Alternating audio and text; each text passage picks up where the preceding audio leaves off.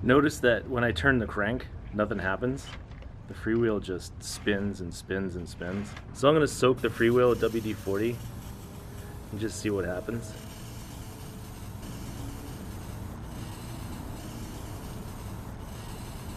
Do you think that's enough?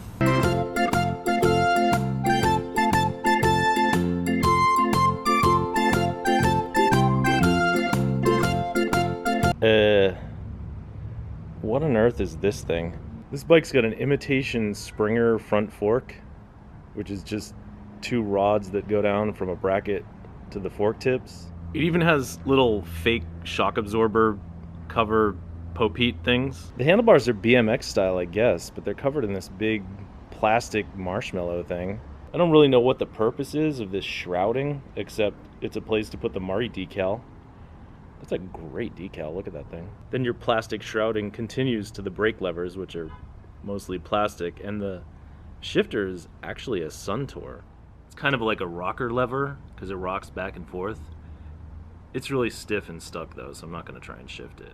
Now as far as accoutrements go, you have Union pedals. These are actually branded pink pedals. The brakes are really super deluxe stamped steel, which means they're garbage. The seat post has one of those shock absorber popeet looking things on it, which is really awesome. But I think it's just a plain steel seat post under that. The grips are whatever this is. That's what the grips are. Your stem is the textbook definition of a cheap stamped steel gooseneck. It's classic. It works. The seat, it's padded.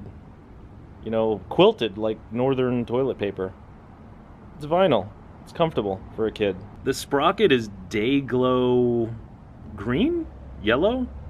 Lime green? The chain guard is separated into two distinct sections, which is the front part. And who needs brackets when you can just put a couple of self-tapping screws right into the frame? And the rear part of the chain guard is the 2-speed fine-tuning zone.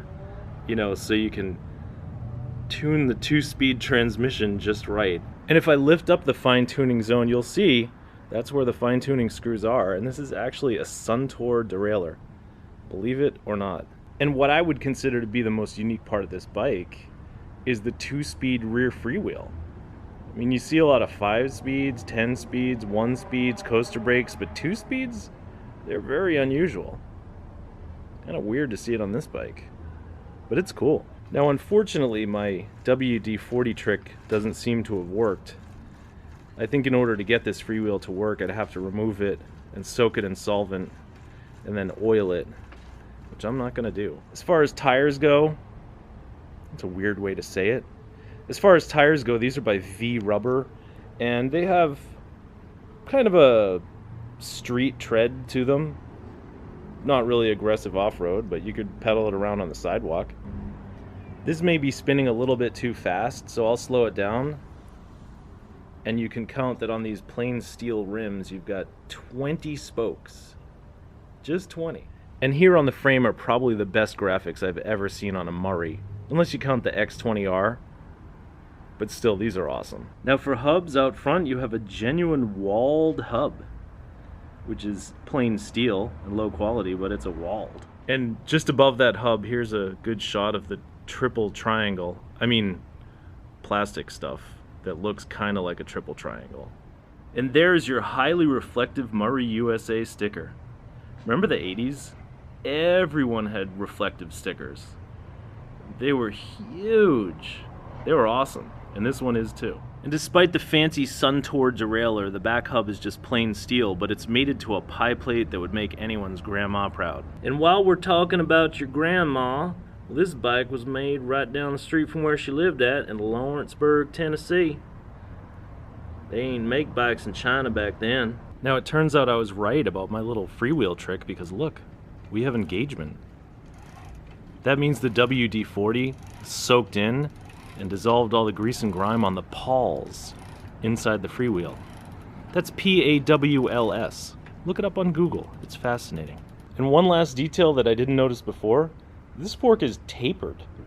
This is like a red line fork. I mean, seriously, you could put this on a red line and from 100 feet away, people would think it's a real red line fork. That's so cool. So there you go, my friends and complete strangers on the internet, the Murray Too Cool, 2-speed, pink and white and day glow yellow little girl's bike. And I'll agree, this bike is too cool. And you know what, if this video gets like 50 million views, I'll make a lot of money, so share it with your friends. 49,999,999 of them. Thanks for watching.